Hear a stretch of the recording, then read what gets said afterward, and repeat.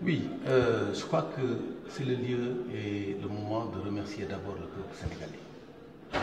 Remercier le peuple sénégalais parce que ce peuple s'est engagé dans une citoyenneté sans égard.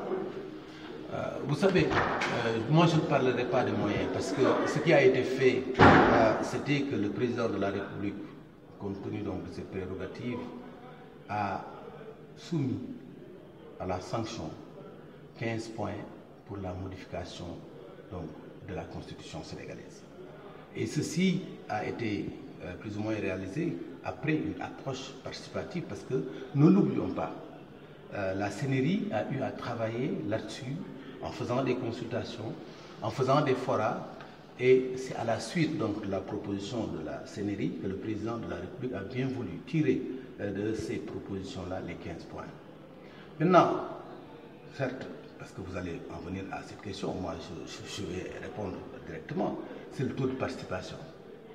Oui, ce taux de participation qui aujourd'hui est de 40% et un peu plus là, parce que bon, les résultats définitifs ne sont pas encore sortis. Mais en tout cas, de l'évaluation que nous avons du ministère de l'Intérieur dépasse largement 40%. Vous êtes en France. En 2000, quand il y a eu donc, ce référendum, le taux d'abstention était de 60,81, c'est-à-dire 30% de participation en 2000. Qu'est-ce qu'on voit? Nous sommes, en tout cas, dans les standards des pays développés sur le plan de la démocratie. Donc, nous ne pouvons que nous réjouir de cela. Par rapport à l'opposition, ils ont récemment, il y a 2 jours, contesté la victoire, en tout cas en disant qu'il y a eu des fraudes massives. Qu'est-ce que vous répondez par rapport à cela? Oui, ça, je crois que ma réponse est très simple. Je crois que dans tous les bureaux de vote, en tout cas nous dans nos localités respectives, l'opposition avait été bien représentée dans l'ensemble des bureaux de vote. Et je crois que au niveau des CEDA aussi, la représentation était effective. Maintenant, vous savez, il y a la politique politicienne. Et c'est tout à fait normal qu'aujourd'hui, qu'il se lève pour dire que oui, ensemble nous contestons. Avant, il disait que oui, le taux de participation n'était pas des meilleurs et que le président n'avait pas à lever le petit doigt par rapport à cela. Quand ils ont revu tout ce qui s'est passé sur le plan international en termes de convocation référendaire et des taux de participation, maintenant ils se sont ravisés pour venir maintenant dire qu'ils n'acceptent pas les résultats. C'est de la politique politicienne simplement. Franchement, c'est ma réponse à cette question. C'est qu'aujourd'hui, c'est fini tout ça et nous l'avons déjà dépassé. Ce qui vaille aujourd'hui, c'est que les Sénégalais que nous sommes, nous devons aller vers l'essentiel. L'essentiel, c'est au travail.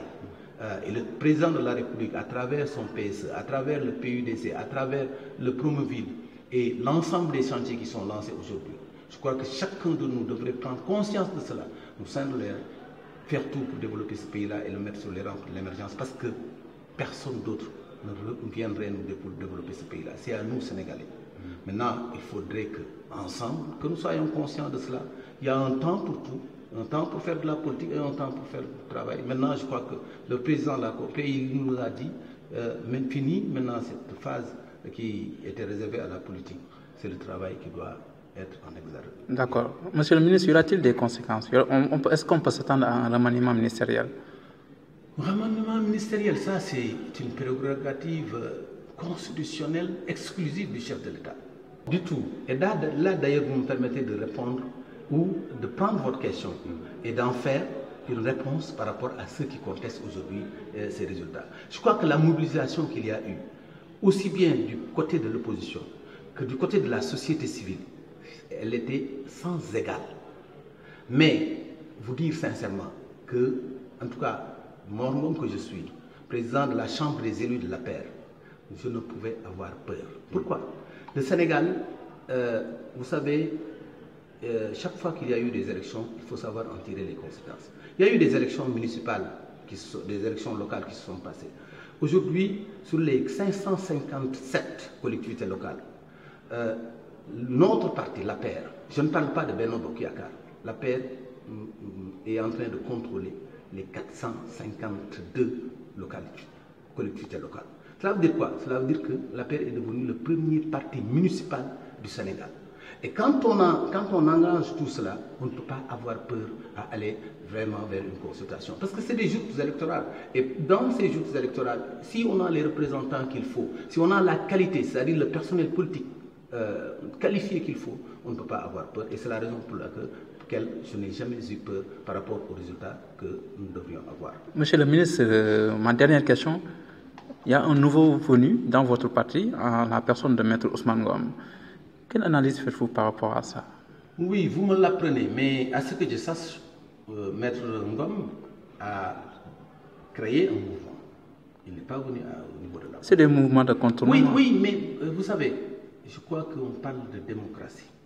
Chacun peut avoir la posture, pourvu que cette posture puisse respecter la démocratie en vigueur dans notre pays.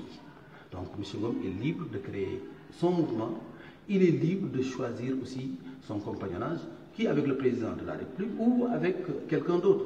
Aujourd'hui, à ce que je sache, bon, il veut accompagner le président parce qu'il est convaincu donc des projets et des politiques publiques du président de la République. Moi je dis, nous disons bienvenue. D'accord. Monsieur le ministre, je vous remercie. Je vous remercie.